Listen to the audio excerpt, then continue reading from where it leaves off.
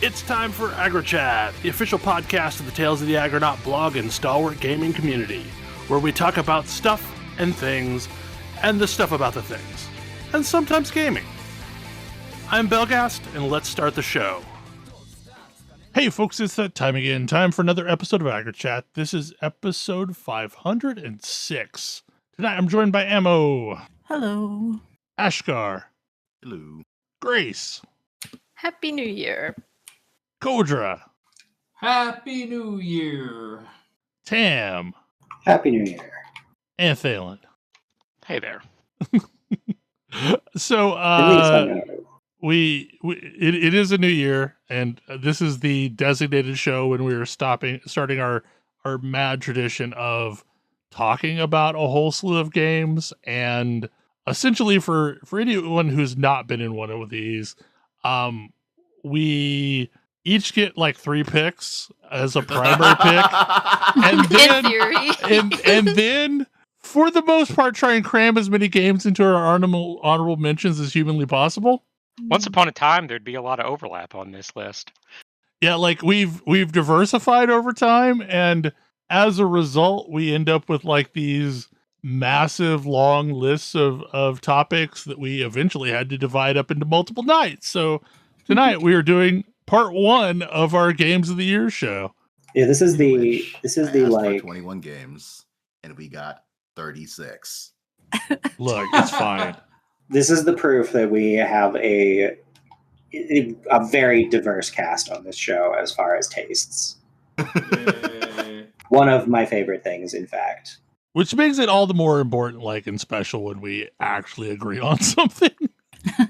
But it also means you're probably going to hear about games in this show that you've never heard about. You missed some of these games last year, I guarantee it. Yeah. There were a lot of games last year. Yep. There really were. And we don't even restrict ourselves to just games that came out last year either. Just games that were important to us. Yes, games that we played last year. Anyway, we'll get started because we have a long list. Unicorn Overlord. This is one of my nominations for best follow-up or whatever. Not one of my top picks yet. It's Vanillaware's newest game, so it's got that gorgeous, colorful Vanillaware style, and is their take on a tactical RPG style. It mixes overworld exploration with a battle system that you move around the overworld. You stop at a location on the world map. It'll open up to an area like a town or a dungeon. And there's a bit of story. And then that unfolds into a separate combat map that looks a little bit like a Fire Emblem style of combat map. You can deploy units and freely move them around the map to counter enemy units. And then a little battle scene will unfold where you see the two sides fighting. It's kind of sort of a rock, paper, scissors style, combat with the units that, X can counter Y and so on. There are a lot of different classes that are spread across like the 5 different territories of the overworld. There's a lot of unit customization where you can like hire mercenaries if you need to, but the game gives you plenty of story characters, so you don't really have to worry about that unless you really like a class and you want to have multiple of them in a unit or different units. They have some nice features where you can like skip some of the battles if you're kind of tired of seeing them, like it just skips the animation. It's pretty good about telling you what units are going to be good and useful on a map, at least in we played like the normal mode. I didn't try any of the harder modes, so it's pretty friendly to get going, and it's pretty good about explaining stuff about the game that you need to do and stuff to look out for. And like your story units, there's like a friendship system where you can rank up your friendship and they fight better, kind of like I think Final Fantasy Tactics had something like that, if I remember correctly. Or one of them was, but anyways, it's a really neat and unique tactics game. It scratched a nice itch for, I'm kind of missing a new Fire Emblem game. So this wasn't too bad. There's demos on all the consoles because it's out on everything except PC. So Is this the one where you like have multiple layers of like I am in the overworld moving around and nothing really terrifying is happening, and then sometimes like I am in a battle and I've got a bunch of units and I have to like move them around this map and they have certain speeds and I can see when they will show up at a certain point in time, and then when like two units interact then a fight happens? yeah, it's very much like that. Like flying units are usually pretty quick, and then you have your cavalry and so on and so forth. And There is some stuff on the overworld that if you can be attacked by enemy units, but you can also avoid them. So the overworld is usually fairly safe to move around in. yeah, I thought it was neat. Like you would try and like hold position in certain areas. I watched Ash Yes. play this game a bit. Oh, nice. Yeah, like each side has like forts. You need to capture some or hold some, or if you just want to like go straight towards like the enemy captain, if you're feeling really daring, you can absolutely do that. Yeah. Yeah, I played this but did not finish it and really enjoyed what I played. Yeah, it's I lacked some points of comparison because I never played Ogre Battle, which this game was very clearly based heavily on. yeah, I actually did not play that one either. So I'm pretty much going off just like Final Fantasy Tactics and Fire Emblem kind of history. But yeah, it was a lot of fun. It's very neat playing around with the different like classes and units and setting stuff up. Like you can't make just one. You can make super powerful units, but like you can't have one unit really that can destroy everything. You really still have to kind of plan carefully what you want to have on the field. Griffin Knights still feel overpowered though. They yeah, that's true. They were quite strong. I think some later stuff made them a little more difficult to overpower everything, but they're a good unit for sure. So yeah, lots of fun, very colorful. Music's pretty good, and yeah, got lots of hours of entertainment out of it. Next up, Pesticide Not Required. Yeah, this was one of my honorable mentions. This one surprised me. I kind of grabbed it on a whim, and it actually, over the course of this year, has become one of my absolute favorite go-to games when I am chilling and want to do something light on the Steam Deck. This game is what if Vampire Survivors had a baby with a farming sim. And it sounds bananas, and it works surprisingly well. It's incredibly charming. You play as various frogs, and you plant seeds on your farm, and the results, like the crops that you grow, are either giving you XP or they're actually what gives you your different weapons. And so every day you can go and buy different seeds from the store, buy pets that help sort of automate things on your farm, but also it's survivors, like where swarms of enemies are coming at you and you're auto firing attacks at things. There's also mining and fishing, so there are alternate ways of getting XP and gold to spend in the store. But you have to do all those things while you're being chased by swarms of monsters. Yes, and it's just this really satisfying combination of like the sort of franticness of that Survivors style game with the chillness of a farm sim. And, like it doesn't. The power ups like are great too. Yes, like, you send lawnmowers out into the field and like. Yeah. I, like one of my favorite weapons is the weed whacker that just spins around you. It's just it's so silly. Isn't one of them like a garden hose or something? And... Yep. There's like scarecrows. Those are like your bombs, and one of them is just you like spit a bunch of tadpoles at your enemies. Like it's very silly.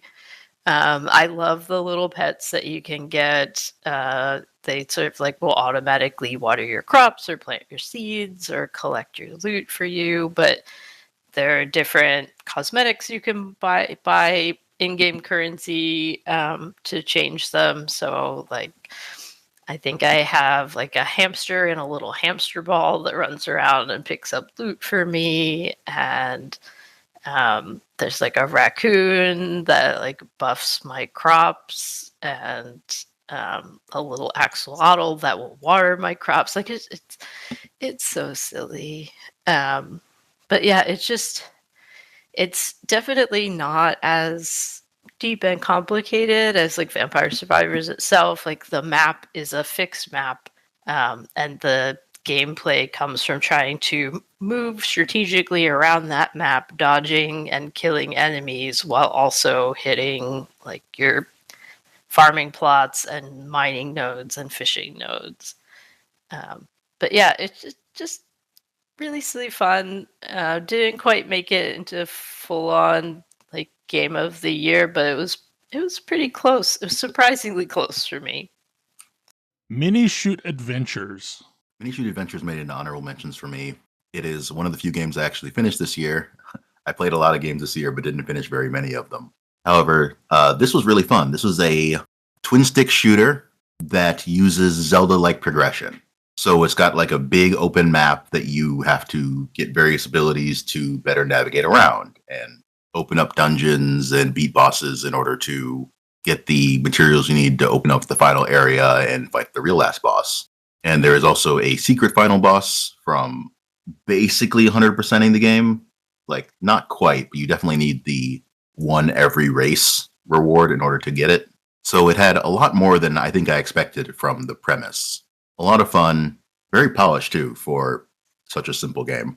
Little Kitty Big City was one of my honorable mentions, mostly just because it's a charming game. It's essentially a puzzle platformer with a, explore the world kind of vibe going on it, where basically you're a cat that was sunning themselves in a window high up and fell, and now you're trying to figure out how to get back home, and you encounter all these other animals along the way, solve little puzzles. It's so silly, but it's delightful. It's so Absolutely. charming. It is a very cute game. Yes. You can have the cutest hats. I wish I could force my actual cats to wear hats that are that adorable, but they would murder me. I can hear my cat plotting my demise at the very thought of doing that to them. Yeah, like there's not a lot that I can really say about other than it's cute and it's well worth playing, and it's probably fairly cheap. Very good for Steam Deck. But yeah, like it's just a cute little game with a cat. This is the game. Is there multiplayer in this one? I don't think so. I heard it compared to Goose Game. It's very good Goose Game. Yeah. Yeah, like there's a lot of I need to do this thing so that it will trigger this series of actions so that it will now allow me to progress to this other area. Like you need to like hop up on these series of things to knock a jar off the top of a thing, which is going to piss off a shopkeeper. That's going to allow you to progress through the level some other way. Yeah, I need to trip this guy so he drops his donut so that I can use it to feed a bird. Mm-hmm. Goose Game didn't have multiplayer until it came out for the Switch, by the way. Yeah, you're not. Your character isn't actively malevolent, but you're playing a cat, so. Yeah, I mean, negotiable morality. My son greatly enjoyed this game. He's earned every hat. Is it available on the Switch? Yes. Okay. Yes. And I'd honestly say it's probably better on a handheld system of some sort, because like it's a game better played with a controller. Yeah, it worked great on deck. I ended up sorting these things and just realized I have two of mine back to back, which is something I was trying not to do.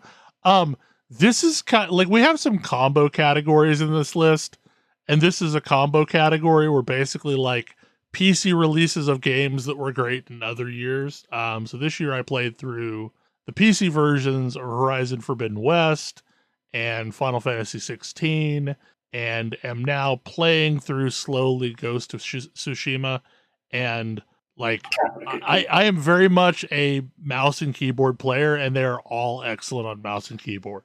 Ghost especially is like great on mouse and keyboard. I'm impressed that Ghost of Tsushima is good on mouse and keyboard. Oh, it's Me too. amazing. It's Like- super Really? good. Yeah, Like it's super good. Because it felt very designed with the console controller in mind. So I'm impressed that they came up with a way to make that work and feel good. Yeah, no, it's great. It's very That's really cool. like it was already Witcher 3 adjacent in the way that you progress through the world, but like it feels very similar to playing that game on mouse and keyboard.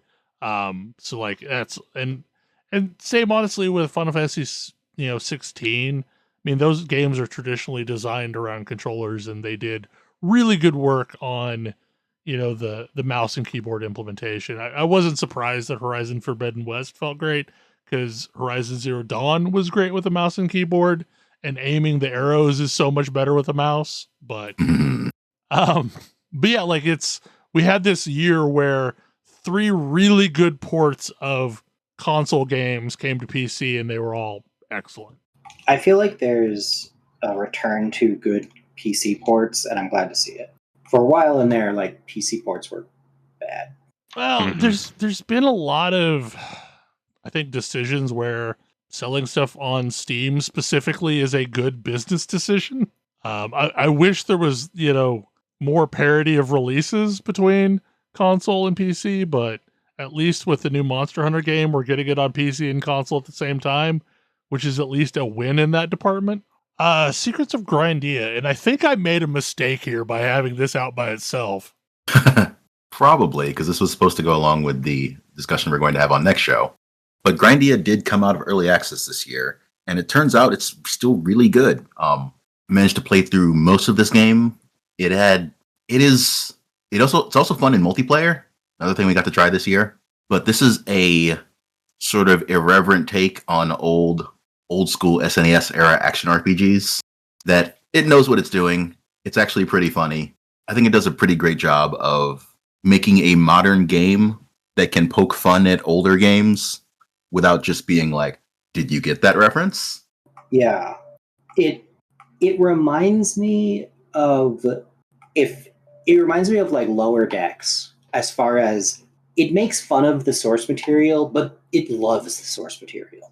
Like it is not a game made by people who did not enjoy and are making fun of old school action RPGs. But yeah, manages to tell a story that is honestly better than some modern games in this genre. Not entirely just an excuse to go out and do some dungeons, although it is also that. And yeah, I had a really fun time with this one this year. Okay, so this next topic is specifically Diablo 4 Vessel of Hatred, but also Diablo 4 in general right now. Yeah, so I'm guessing this is a tag team honorable mention. I know I put D4 in general on my list. I cheated and didn't put it on mine because I knew you were going to put it on yours. This maybe is sort of a controversial take, but people love to hate on D4, but it is a solid ARPG right now. It is not super complex. It is not particularly difficult, but it has, over the course of 2024, become pretty polished and satisfying for what it is.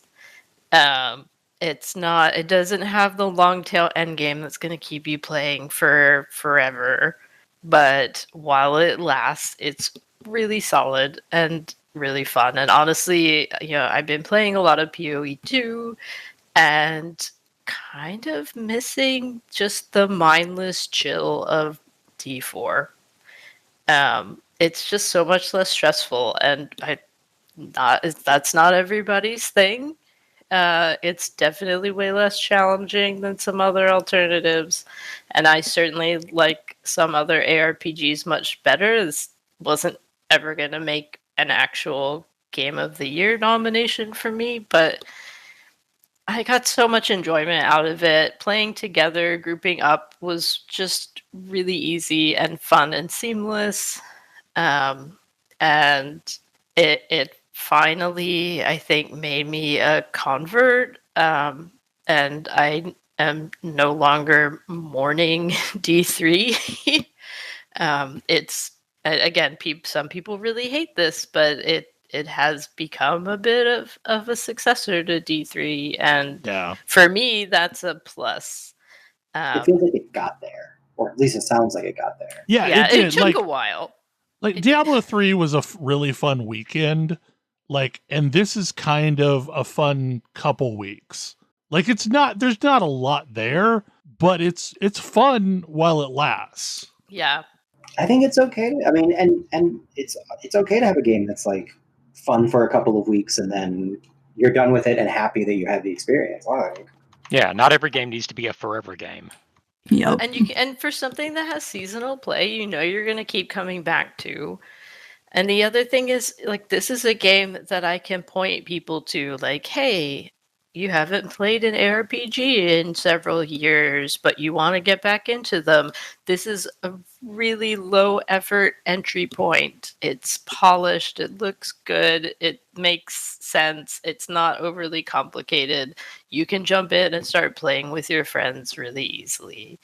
And that has also been a benefit. So yeah, I surprisingly enjoyed it once it started improving in the back half of the year.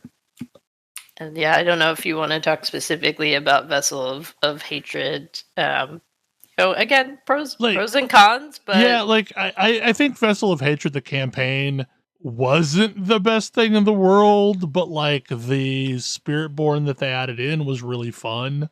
A lot of the additional content that they added in was really fun. The multiplayer dungeon thing was pretty cool to run through a couple times.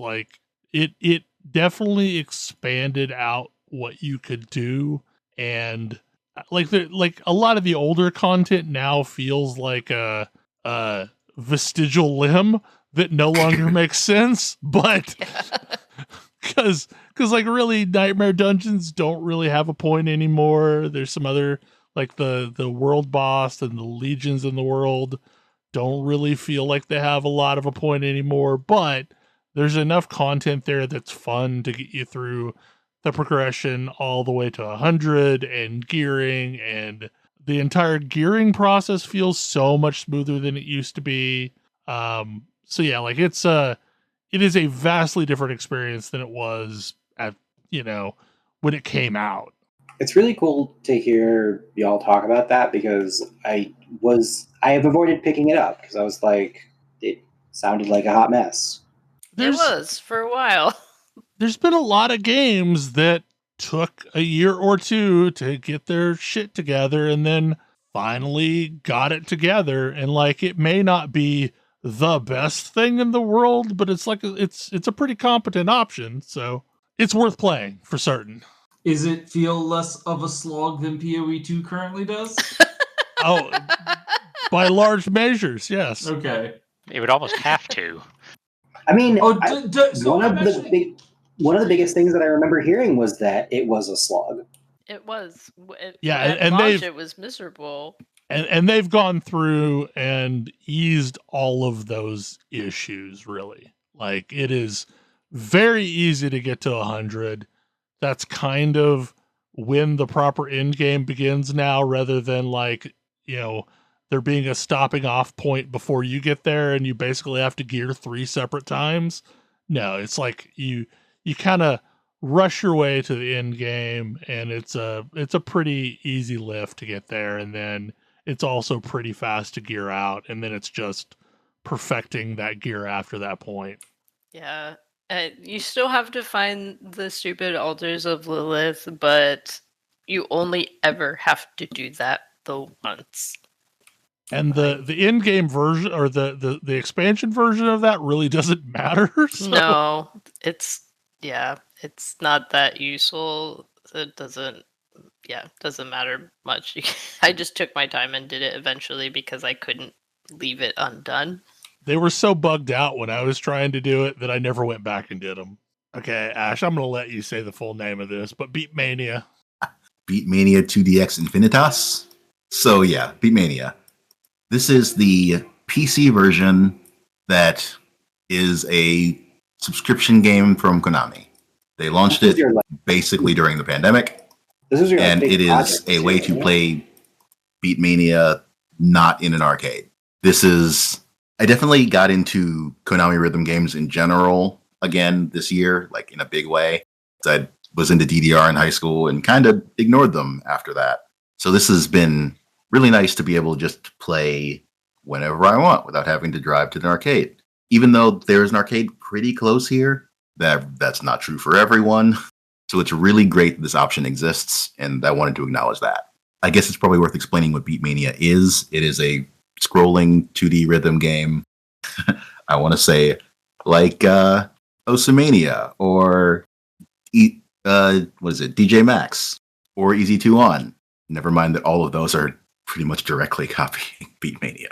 Yeah, because Beatmania it's kind of the original, isn't it? Certainly one of the early entries in the whole music game genre. It was originally on PlayStation, wasn't it? Like original PlayStation? Yeah, there were some releases on the PlayStation 1. Zenless Zone Zero. This was one of my 3 picks this year, kind of surprisingly. It is the newest game from MiHoYo, who are behind the 2 Honkai games and Genshin Impact, which is probably the most recognizable title.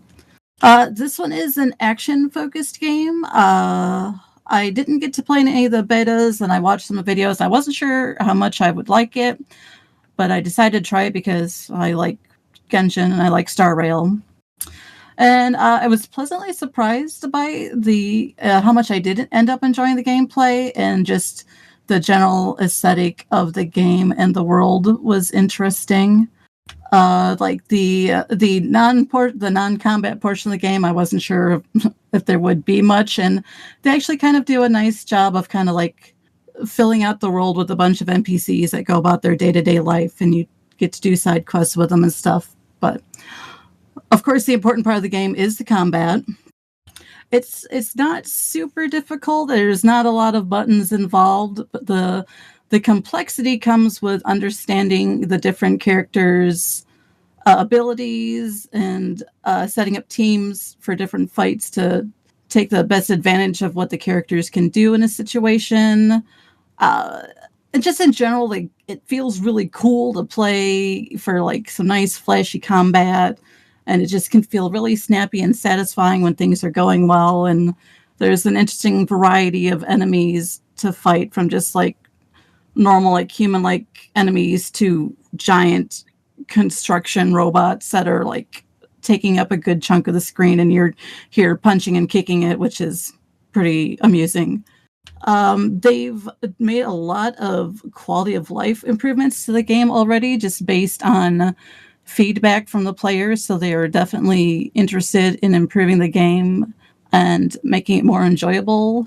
The music is very good. I really enjoy the music.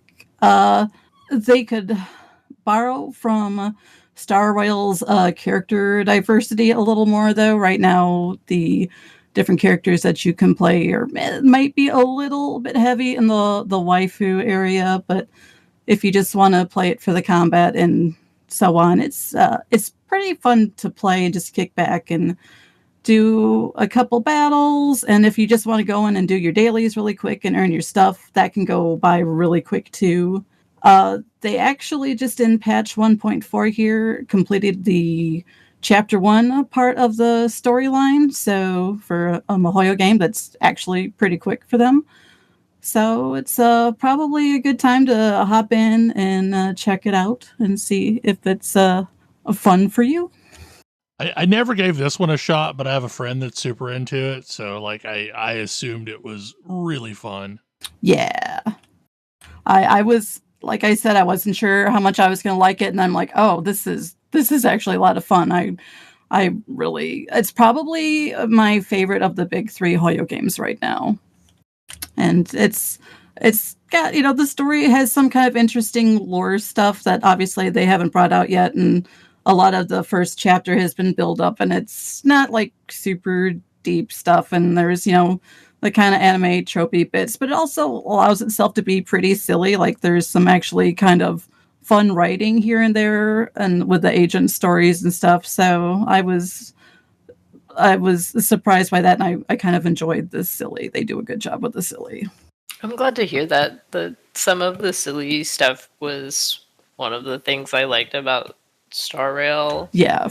Yeah, it's very much on par with the Star Rail kind of silly, that sort of writing and stuff like that. It's very much how they do it in Zenless too. So yeah, the game does not necessarily take itself very seriously at all, or like the characters even. There is some good, amusing bits involving some of the characters that look a bit more serious, and then no, not really. Knowing what little I do about the characters in this game, the character that I first saw was not, in fact, in the waifu department. No, he's not. No, the first character I saw from this game was the Big Bear. Yeah, no. Oh, he's actually great. He's he's a big bear. He looks all tough, and he swings a giant, like, big concrete pillar around. But he is actually the accountant for the Belghast construction agency. So wait, is it set in the same universe as Star Rail? No. Well, at least not apparently. I mean, it looks like maybe they've got a few nods here and there to the other games. So like, it's Belghast construction. It's not like Belghast not the planet Belghast. Yeah, no, there's a few little, winks and nods here and there, but nothing like, oh, this is definitely in that universe. But yeah, he's a big old bear. He's the accountant. He's, you'll see him on the street, and he's buying a tea milk, and he's, worrying about numbers for the month and so on. So yeah, it's a lot of fun, and the characters can surprise you in different ways. Like they have their little quirks and stuff, and it's fun. Visions of Mana. So we're starting to get into the actual picks. Yeah, the Zenless Zone Zero was an actual pick. Visions of Mana is the latest entry in the Mana series, the game that started on the Game Boy with Final Fantasy Adventure and continued on to Secrets of Mana on the SNES. It has been some time since a proper new game in this series. I want to say the last one came out on the PS2, something like that. That's my memory, yeah. That sounds about right, yeah. In 2020, an excellent remake of the game we didn't get, which is now called Trials of Mana, came out, and that was incredible, and I'm pretty sure that made my list for 2021. This is very clearly inspired by that remake, but in a brand new game, in a brand new setting. A lot of the zones are kind of open worldy, not just linear paths like a lot of them are in Visions of Mana. It has a really cool, but honestly a little underexplored class system, where you can give each character an element, and each element has different abilities based on the character. So you sort of like build your own class. I'm told that there is a mod, but they locked the full power of this away as like fairly late into the game. And in fact, you can't fully unlock everything until after you beat the game for the first time. So you can only really explore it in New Game Plus. I am told that there is a mod for the PC version to make that more accessible, and I would strongly suggest doing this if that's how you're going to play it, because it's a very cool system that it's a shame they had so much of it away for a while. The actual story is really interesting for a JRPG kind of in general. It involves, a lot of it is a little predictable in that they tell you that the entire story revolves around human sacrifice, basically. Mm-hmm. You are taking all of these people to the mana tree so they can sacrifice themselves and keep the world going for another 4 years. And if your guess was actually you're gonna stop that's a correct guess. It's involved. But yeah, really fun game. I am glad we finally got another one of these. I really enjoyed it. It's also like 3D as opposed to like the old. I always think of the Mana series as like top-down 2D, right? Yeah, the Visions of Mana remake was the first one to really break from this. Like the Secret of Mana remake is 3D asterisk in that you don't have 3D movement, and it took all of the systems directly from Secret of Mana. Mm-hmm. So it feels like kind of a slog nowadays. Like it looks pretty, but it's not fun to play. But Visions of Mana is fun to play, and so is this. Or Trials of Mana, rather, is fun to play, and so is this. I did watch someone play some of this, and it definitely seemed like the element system was interesting, and also not necessarily the elements you might consider traditional. They're traditional for this series. Oh, are they? Yep. Yeah, they have their whole thing going on. It's their equivalent of the, Aga Aja kind of thing. Why is Moon an element? I don't know, but it's been an element for 20 years. 30 years. Yeah, 30 years. God, has it been 30 years? It has been. Star Wars Outlaws. Gosh, this game, I really enjoyed this game a lot. This was, if I have to pick a top pick this year for me, it is this game. It is one of the most immersive Star Wars games that I've played. The locales are fantastic. It feels very much like a slice of media lifted right out of the original trilogy, and you're plopped in the middle of it. And it just, that part of it is so, so good. And I loved it. I know it got a lot of people weren't happy with the stealth, and that's totally understandable. But especially the last big patch they had in November, they really changed up a lot of the stealth. It's not mandatory now. You can do more guns blazing. They made it a little more forgiving if you do want to stealth. The part of the thing with Kay is she picks up guns that are dropped by enemies, but she wouldn't hold on to them very long. So they changed that so you have a lot more options in the combat and with the guns. So I had started a new game after the new patch came out because there's no new game plus. And even just right at the start, there was one little like stealth or die part in the very beginning, and that they just took that right out. So they've made a lot of nice changes already.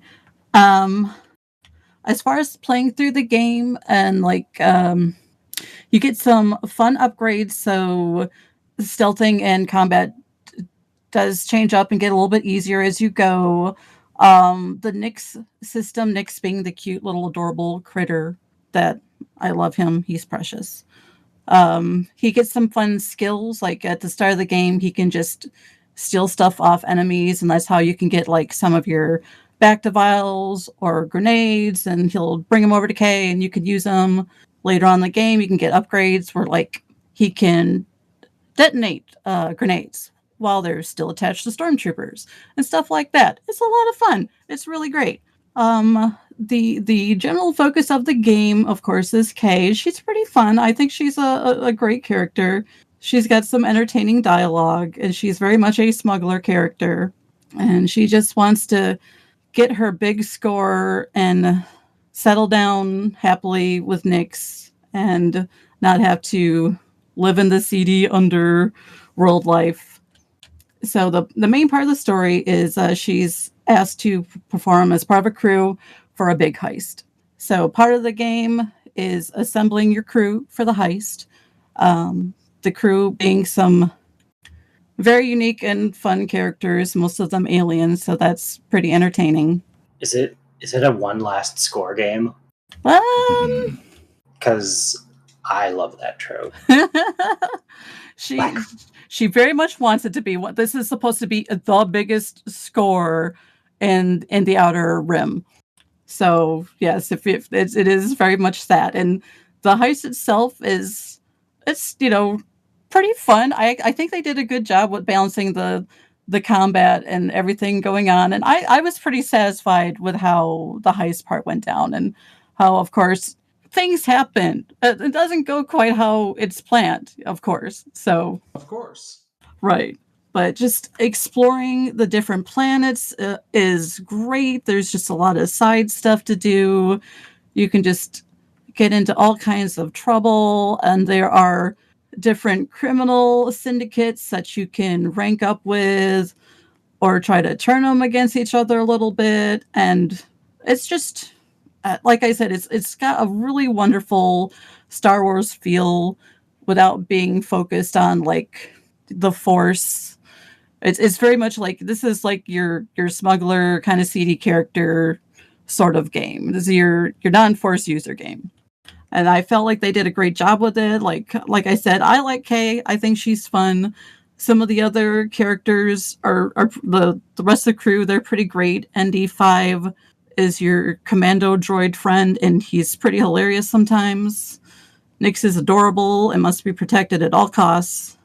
But I played a lot of this game just smiling. I thought it was great. I had a wonderful time with it. And just, yeah, the music is actually really surprisingly good in a lot of parts. And yeah, I think that it's well worth your time to give this game a try. This game has been on my list, and I did not get to it this year, and I kind of wish I had. But it's also on PC now too, so that helps. It was on PC before, actually. I forgot about that, but it's on Steam now, and as far as I know, it plays good on there too. So I played the PS5 version, and I was very happy with it. Yeah, I was ultimately waiting for the Steam release, and then also the release that removed some of the force stealth. Yeah. So at some point, I'll play back through it. Yeah, no, they absolutely did a great job of overhauling that system. At least from what I played in November, I didn't get to play it a lot after the big patch, but they've been adding a lot of stuff along the way, just trying to change things. And that big patch made a lot of people happy. And just a little bit that I played from the start really felt a lot better. But yeah, it's a very good Star Wars original trilogy vibe. Just yeah, a lot of fun in my opinion. I loved it. Rogue Trader, and specifically the Rogue Trader CRPG. Yes. So from one space franchise to a very different space franchise. So I mean, we've talked about Rogue Trader, multiple times in the past. It's a very good CRPG from the same guys that made the Pathfinder CRPGs. And it's making use of those parts of the 40K universe that sometimes get overlooked, because when people think about 40K, mostly they think of Space Marines, and Space Marines are honestly the most boring part of 40K. It's true.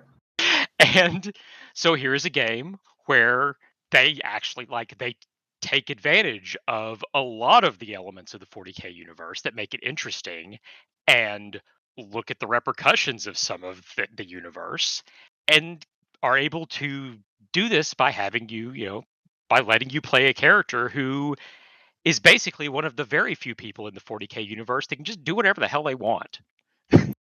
And has a big damn piece of paper that says, the Emperor says I can do what I want.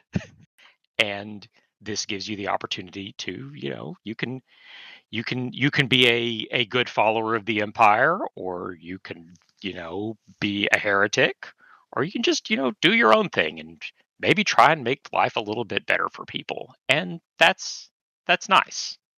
It's just, yeah, it's a lot of fun, and it's really well made with a really interesting story. Yeah, there's a couple of things that really make it stand out for me among these sort of CRPGs. And interestingly, none of them really have to do with 40K as a setting. It reminds me of, more than anything, of Tyranny. Yes, very much.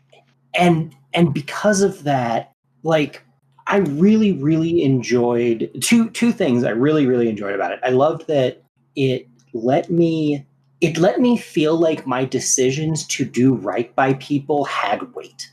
Yes. And weren't just me picking the good option to up a meter somewhere. Because much like Tyranny, this is a setting where being good and nice to people is often going to make things more difficult for you. Yeah, because that's not what you're supposed. That's not what people are supposed to do. And usually and generally, you can decide.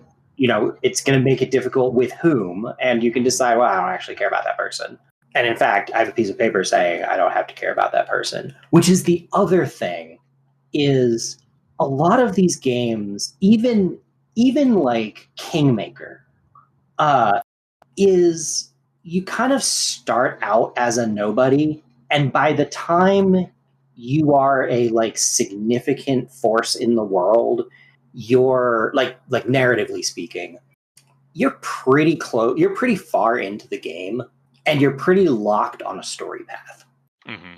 And this makes you an unbelievably powerful and influential individual from the jump. Yeah, you And are kind of a nobody for the prologue.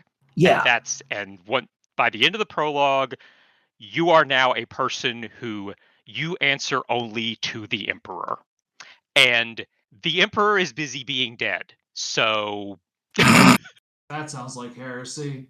well, and it's not even just how much like on paper authority you have. It's you have a dynasty to live up to. Like you have holdings and resources and a fleet and these things that are like you have a literal flying city. yeah, in like space. you are a person with significant influence, which means that your decisions like affect large numbers of people in ways that you may or may not ever see. And that's just an interesting it's such an interesting place to be, where like I don't feel like you get to explore that in games that are also this personal and character driven very Yeah. often. And like that was easily my favorite part, is just like, oh, in a lot of ways it's like playing Civ, except that like what if Civ were an RPG and all of those people could like talk to you and be like, hey, actually it super sucks that you built that wonder. Yeah, in some ways it's kind of like Crusader Kings in space. Yeah. It's a little funny that you mentioned Kingmaker, because the Wrath of the Righteous, at basically the end of chapter 1, establishes you as a really important force in the world leading the Crusades. Yeah, well, and that was actually the other one I was thinking of, is because you are, but also you're also like level 5. Yeah, you're also locked into what the story is doing. Yes, mostly. Yeah, I mean, you can hair off in some various directions, but it feels like something that they're very good at is going big, but going big in a way that isn't just giant stakes. It's like, no, think about the people that are involved here. You can just be like, you know what, we're gonna make a warp jump without a lot of protections in place because it's convenient for me personally, and like it's like, yeah, your crew is gonna suffer real bad for that, turns out. Mm-hmm. And do you care? It'll matter later. They'll pay attention.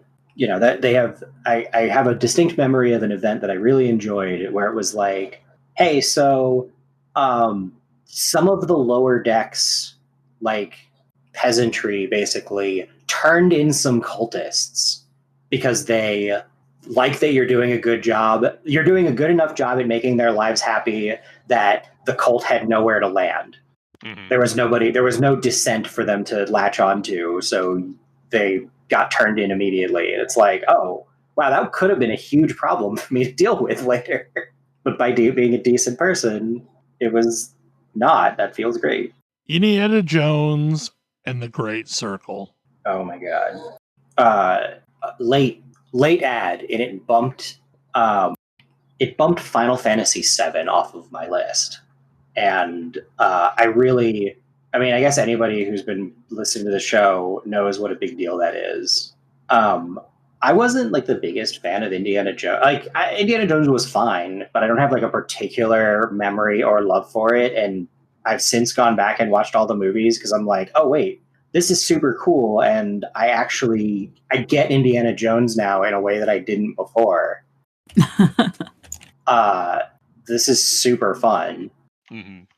It does such a good game. Like it is, I guess we're calling them ImSims now, immersive sims, which I don't know, whatever. It is many of the trappings of a stealth game, and I've talked about it at length, but having played it all the way through, beaten it, and gotten every achievement, it is a game that I would have gone through and gotten every achievement for, making it the third game on Steam that I've ever done that with, and the fourth game ever. I've never seen first-person fist fighting that has the like weight and impact that they're pulling off here. It feels, there are fighting games I've played that don't have like that bare knuckle brawling feel down as well as this game does. The Troy Baker does an absolutely unreal job at voicing Indy. Yeah, like had I not known it was him, I would have assumed they did something to age down Harrison Ford's voice. Yeah, like it is uncanny It's very good. how good it is. It was such a delight. It's got puzzles. I love that you can tweak. It's got puzzles that you can tweak the difficulty of. You can tweak the difficulty of basically every part of the game to suit your like preferences, and it's super, super robust. The last game I saw with that level of detail was the most recent Thief, and I loved that it let you be as intense or not as you want. I will say, if you are arachnophobic, this game will get you. Yes. Yeah. Like, I am not particularly arachnophobic, and this game got me. I mean, my take on this game is it is amazingly, beautifully well-crafted game that I don't want to play. It's a little too stealthy for me. Oh, but it's indie game of the year. But in all seriousness, if I had realized that this year or last year I was going to get like one of my favorite Star Wars games ever and like my new favorite Indiana Jones game ever, I would not have believed it. Those are like the two. I mean, basically, we had franchises. Fate of Atlantis, so Yeah, okay, that's fair. we haven't had that many good indie games. This is very true. Indiana Jones is one of those properties like Star Trek that I'm like, I don't know that I would want to make a video game out of it, because how do you even? It's hard to do right. How do you pull that off? And in the past, in both cases, the ones that worked were adventure games. Yes, and this is a first-person adventure game, sort of. Yeah. Yeah, but they really understand the mission. They get the humor. They understand the character. There's a very. I've only played through like the very first I'm in the second stage kind of, but stages are big. Like you go there and you're gonna be in that, because it's an immersive sim. Like you're in that space for a while. Like there's a lot to discover. Actually, there's a bunch of hidden quests to find. And I found an area where there were like 3 fascists just like hanging out and chatting, and there was a picture I needed to get, but I wasn't supposed to be there. And like the only way to approach them is from above. And so I kept like jumping down and trying to figure out, how am I supposed to like use fisticuffs to fight these 3 guys off all at once? And then I was like, wait a second, this is really remote and isolated, and I have a gun. And so I was like, oh yeah, I can just like, it's the classic indie scene. It's like, nah, I don't want to do this fight. Yeah, it's so entertaining to me that they give you a gun. Like, it's not hard to have a gun, and you can use it as much as you want. The game isn't going to like stop you. I really appreciate that it's not judgy about how much or little you decide to stealth. But like, you can also pick up a gun and use it as a club. Yeah, you can also club people with the gun. Oh, it's fine. I mean, it's quieter. Sometimes that matters. It is quieter. It is. I think the judginess is important to me, because I think this was my biggest issue with Dishonored, is there were all of these cool, fun toys that I could have used to like solve puzzles in different ways, but some of them had the game look down on me for using. And so I never used those. Yeah. And there's nothing in this game that's going to cause the game to look down on me. You're not going to get the bad end because you killed too many Nazis. No, that's not what they're here to tell you. Yeah, whatever you decide to do, whatever chaos you decide to start or not, the game is like, cool. Indy's got a quip ready for it. Well, and it sounds like they understood the most important element of Indiana Jones, which is that he is always in over his head at all times. Yes. And does it take, like, part of the reason that this skyrocketed to the top of my list was because there are so many stealth games, well executed and poorly executed ones, that don't really explore that, like, you've gotten in over your head, what do you do now? Because mostly you either don't ever want to be there, or you got there and now you're going to die and try to figure out a way to not do that. Whereas the Indiana Jones is like, no, you're going to spend most of your time there. You know, maybe you desperately grab a wine bottle from a nearby table and smash it over the head of a Nazi, and that's how the movies feel. You know, I encountered a locked box and I don't have the key and there's nothing handy, so I'm just going to pull out my gun and bash it open with the gun butt. Like, it's on brand. Can you throw items to, like, distract enemies and get them to move to places? Yeah, sure. You can just lob it at their head. It's fine. Like, it's not a go in guns blazing game, but neither is Indiana Jones. But it's also not like a hardcore stealth game, because also neither is Indiana Jones. Like, it threads that needle shockingly well. You start out with a plan, and it goes wrong, so you adjust. And it goes more wrong, so you adjust again. Carry on. He's always got a plan. It's a good plan. It's finely calculated, but man, is he bad at math. Well, for me, it was also one of those things where this was, again, the feature of this genre of game is that, like, when you are in the Vatican, like, you're in the Vatican for a while and you are going back and forth through this space, and this space is something you become familiar with as you continue to traverse it, and you figure out, like, better ways to approach certain problems as the space changes around you. I really also appreciate, like, how much the level feels like a level in these games. Yeah, like, it has all of the high points of the just incredible level design that I love in stealth games, but just thinks about it differently.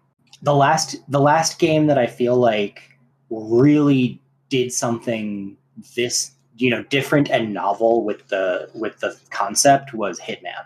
And Hitman's been around a while. Well, that's the other thing. Like, this also feels like a very, like, we're calling it ImSim because, like, I feel like we're kind of grasping at straws. Like, this game does feel like a different kind of game. This doesn't feel like a game I've really seen a bunch before. Yeah. And that really, because even like Uncharted was sort of the last, we're definitely riffing off of Indiana Jones. Yeah, but Uncharted feels extremely linear compared to this. And it's super gunplay heavy. I mean, this really does feel like the spiritual successor to Gabriel Knight or something like that. A proper adventure game. Like, it feels like a first-person live-action adventure game. Yeah, like, if we can resurrect the adventure game series here, I'm cool with it. Right. Yeah. I'll be playing a lot of them. I'm in danger.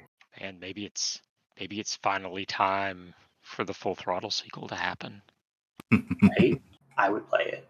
It is a stealth game that got Bell to say some nice things about it. Yeah, I have a lot of things that are nice to say about this game. I just mechanically do not enjoy it. Like, I love the world. I love the characters.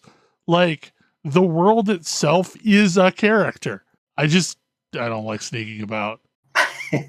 Which was always going to be a non-starter, but I mean, I've not made a non-zero amount of progress in the game, and I will probably at some point golden path my way through it just to see it all.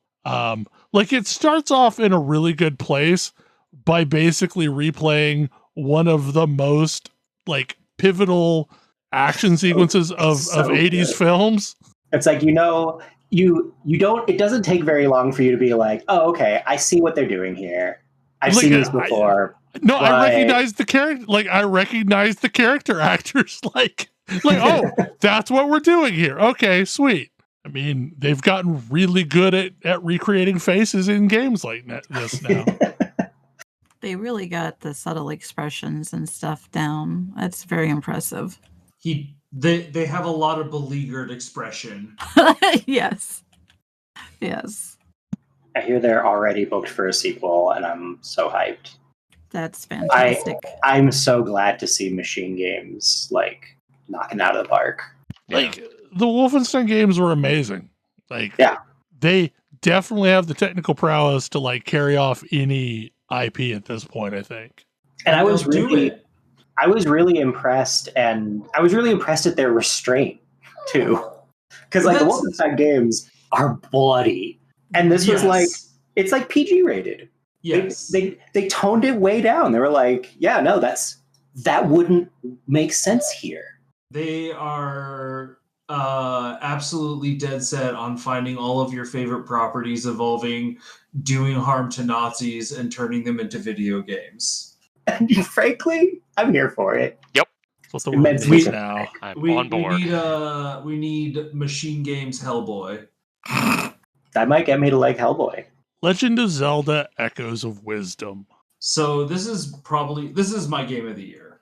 I love Zelda games so much, and it's been a long time since I've had one.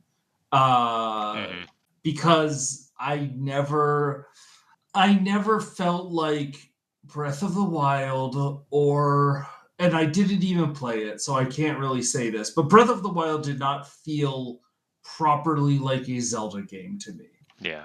I mean, Breath of the Wild and Kingdom of whatever are essentially the same game. They're just like Tears of the Kingdom is a more advanced version of Breath of the Wild.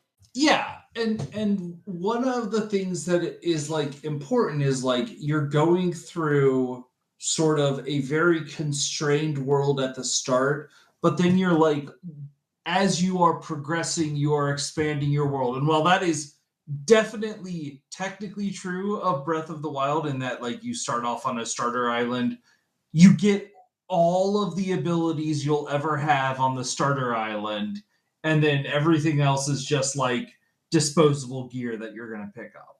Yeah. Like classically, Zelda is the other game that doesn't get mentioned in the Metroidvania DNA. Right. Yes. I don't know how it got dropped from the name, but like it's definitely part of the formula. Because it's top-down, not side-scroller. Yeah.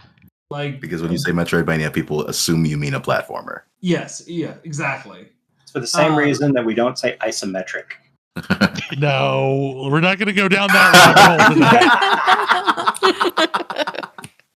But I mean, I would go even further back than Breath of the Wild. The last Zelda game before this one that I really loved was Wind Waker. So no, because Wind Waker. I love Skyward Sword and I love Twilight Princess. Oh man, yeah, no. I'm not willing to give you that, but like after that. Wait, what? Link Between Worlds also after that. Yeah, Link Between Worlds was also after that. That's true. Link Between Worlds. And maybe Twilight Princess and Skyward Sword, maybe the Wii motion controls were, what messed that up for me. I don't know. Oh, I did not play Twilight Princess on a console that had motion controls. Yeah, it's painful. Oh yeah, no, both of those games are dramatically better on non-motion control experiences. Yeah, it's swinging the Wiimote around to swing your sword sounds like a good idea. It's very tiring. But anyway, I enjoyed it. I am the one. I understand this. But coming back to this, I was really skeptical. Not because it's like, oh, I'm playing a Zelda. I was super hyped for playing a Zelda, but more like the idea of, oh, I can just summon like any sprite I interact with.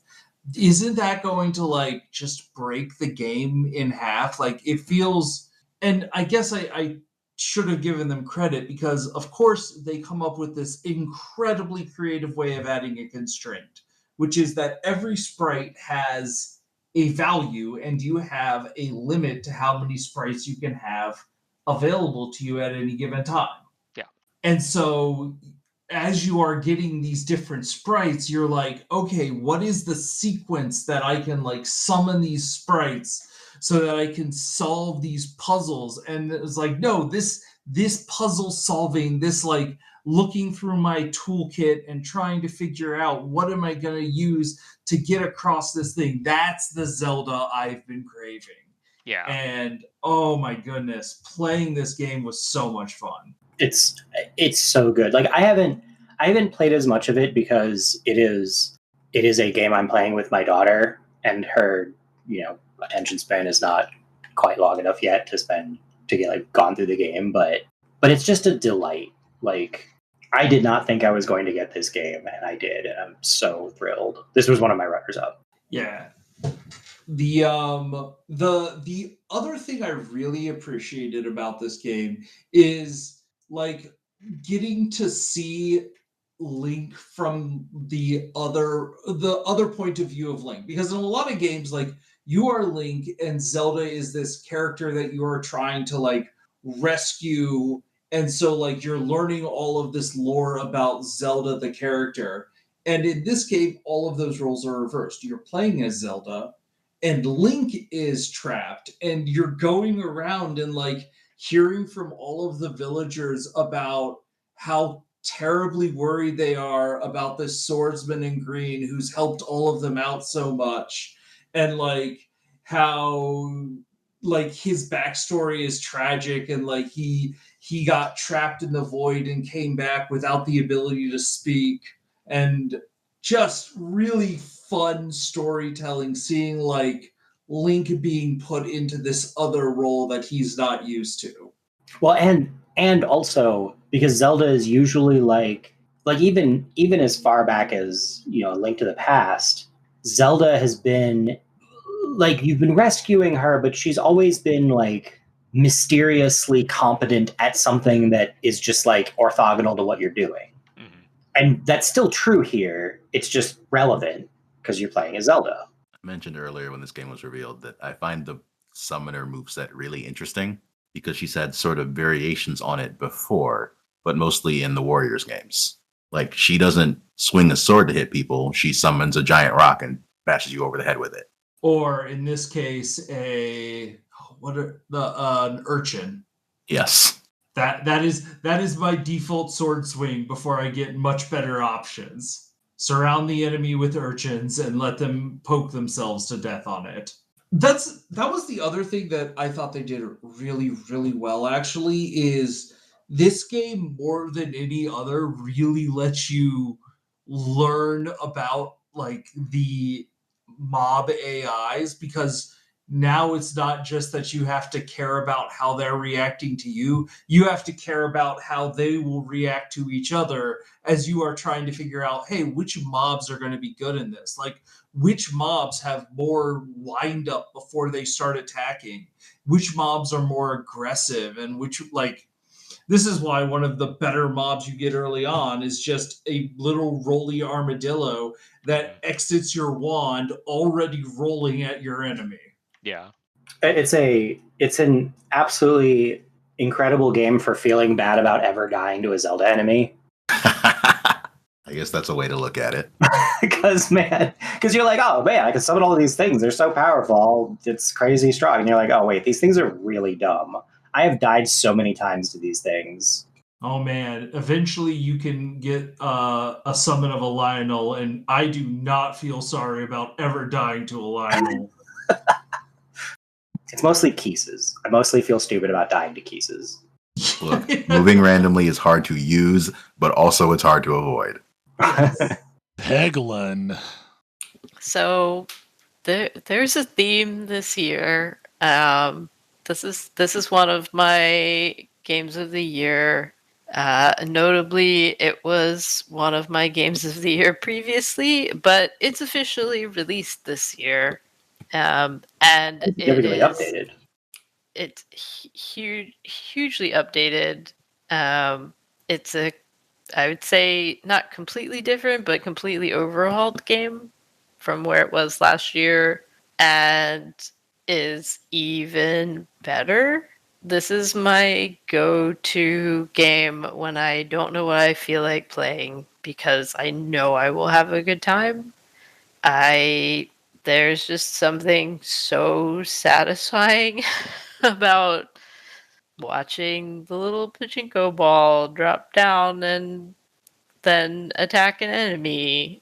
Um, yeah, it's got tons of silly puns. The different mobs and bosses that you fight are hilarious and adorable. There's so much more diversity of those now. Um, each of the main maps now has several different bosses that rotate through, which makes each run much more interesting, because you're not always just trying to plan for one or two specific bosses. There could be one of several. And I will say the third floor 2 boss definitely has it out for me. The painter. Oh my god. Yeah. But there's that multiple classes are now available, and they're all pretty fun. But also, like, the game is just so much more balanced. And so I've managed to get into like Crucible 10, 12 with most of the characters, I think. Nice. And it's just, sometimes I want to play on a Crucible mode and it's rough. Sometimes I just want a chill game and I can do that and dial it back down. But I love the different power-ups. There's so many interesting combinations of things. I love the way that the class mechanics or the character mechanics, play with the different weapons that are available and the different power-ups you can get. It's just so adorable and well thought out and satisfying. I could not resist. I could not resist putting it on the list again this year. It's so good. I feel like everyone should give it a try. It's available on everything, I think. Yeah, it's great on the phone. Like, it's a great, I'm stuck here for 5-10 minutes, I'm going to play something type game. Yep. I think it's, I don't know, I just also feel like there's lots of really deep story-driven games on the list this year. There's lots of really, like, I don't know, beautifully crafted things. And I think it's also good to acknowledge sometimes something is just mechanically extremely fun and well executed and adorable. And that is Peglin. Peglin is one of my most played games this year. It's just a delight. This just barely missed my list, at least the main part of my list, in favor of a different random roguelike short form RPG. Same. There were a lot of those this year. A lot of them were very good. Yeah, it was definitely a good year if you like this type of gameplay. Lots of different options, really clever styles. So, but this one just for me is spot on for what I enjoy. I have put a lot of hours into Peglin, and I am still not bored of it, and I'm still not done with it. They added in a sort of encyclopedia system, where killing monsters fills up a bar and you learn more about them, and I want to get through all of that and learn all the deep lore about all these silly little slimes and things. If you did not already know that the mole boss is named Avogadro. Lol. Yeah, this is a game that really, really loves its puns. It goes to some Yes. great lengths for its puns too. Like, I am forced to respect it for how long they will string out the joke. I love it. Guild Wars 2 Janthir Wilds expansion. Yep. Bears. Such great bears. And dancing. Yeah. Dance with the bears. So, yeah, I picked this because Guild Wars 2 just continues to be a really good MMO with a continually interesting story that, like, you can play it for free still. And there's so much. They've given us housing now. The wizard chores actually work remarkably well. The whole Janthir Wilds, like the first zone in particular, is very, very good. Just wandering around helping bears. The Titans are back in this expansion, which, you know, if you played Guild Wars, those are the things that the Char used to worship as gods. I thought they killed them. Yeah, my main character is a Char, so, you know, he has opinions about this. And also, this is the only game this year in which I assisted in gathering together a crew of animals to pull off one last heist. And it's fantastic. Well, like the other interesting thing for me about Janthir Wilds is, and like to some extent, this like goes back to some of the comments we made about Diablo 4. Guild Wars 2 pretty radically shifted their release model for expansion content. Mm-hmm. And it started with Secrets of the Obscure. And I did not love Secrets of the Obscure, but like I enjoyed it. But so far, you know, with Janthir Wilds, it feels like they adapted maybe the things that didn't work quite so well with Secrets of the Obscure, and now are like really firing on all cylinders with Janthir Wilds. Yeah, it seems like adjustments were made, and yeah. And the story was great. The story Yeah. was super good. But yeah, like if you still haven't played Guild Wars 2, maybe try it. It's free. Go play it. Checks are in the mail. No, this is so it's the last expansion that I can say that I worked on, and I think there's very little like I can say from the insider's perspective that hasn't already been said, like in our blog in the blogs by the game director, but yeah, I mean, one of the reasons that one of the things that we wanted from the move to the new model was the ability to iterate a little bit more with a little bit more agility and like execute on things, that not be stuck executing on something that we knew wasn't really working. Mm-hmm. And the new model has been really great for that. Yeah, that definitely seems like that is working, because yeah, I feel like, because it certainly seemed like with the Icebreed stuff that was one of the problems that cropped up. Was it turned out some stuff didn't quite work the way it was hoped, but well, committed. And I sure hope you want to run 12 Dragons response missions in a row. But yeah, like I feel like Guild Wars 2 is in a fantastic state right now. It is a remarkably good game. Also nailing a really good expansion, Final Fantasy XIV Dawntrail.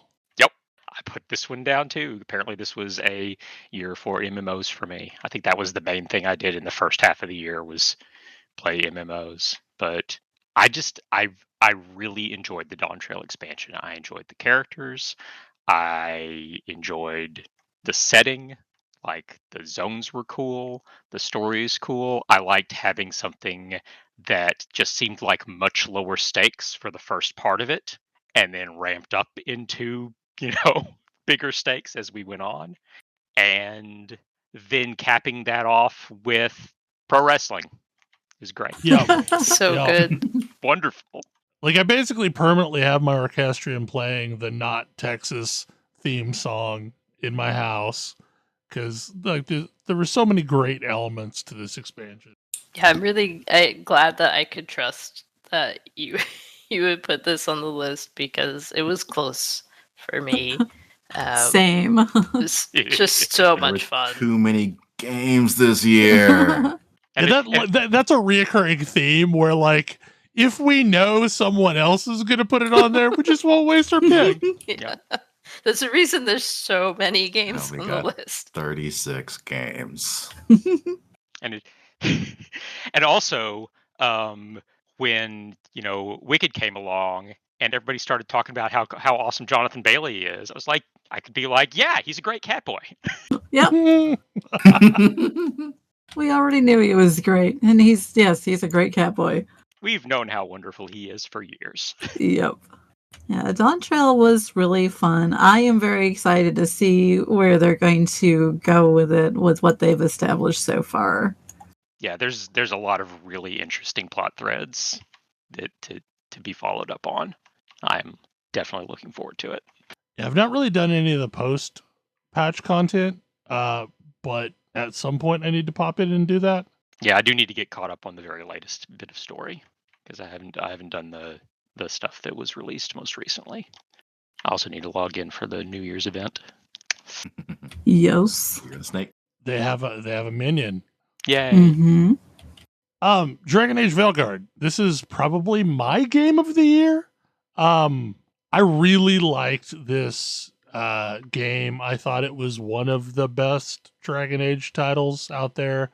I liked all of the characters. Like, there wasn't a single character that annoyed me. It had, like, I've talked about this on the show, but like, it had some big epic moments that like really paid off in the end. Most of the complaints that I've heard from people about that are that the game doesn't really let you play a butt. Like, it doesn't let you be a mean person. So like, if you want to harm people and be a bad person, this may not be your Dragon Age game. And I think that's okay. Yeah. But like, it's a great story. It's got great characters. They all have interesting growth through the course of the game. Like, it's like honestly a pretty good capstone on the entire Dragon Age franchise. Every time I think BioWare is out, they manage to come back, and I'm so glad for it. Yes. And basically, like I've said this before on other shows, that if you were scared away by the bad press surrounding this game, ignore it and give it a shot. Especially once it starts to go on sale, it's going to be well worth your time. And that, I believe, is the end of our first show. We have another long list that looks just like this one. Yep. That we'll talk through next week. That was It only was part a good one. year for games. It really was. Fantastic Every so year. often, all the stars align. You just have an incredible year for games. I was about to say, this also felt like a Games of the Year where most of the games were from this year. That's true. Yeah. Well, hopefully you enjoyed the show, and you'll join us next week for the second part. Part and we 2. will see you then. Good night. Good night. Good night. Good night. Good night. See you.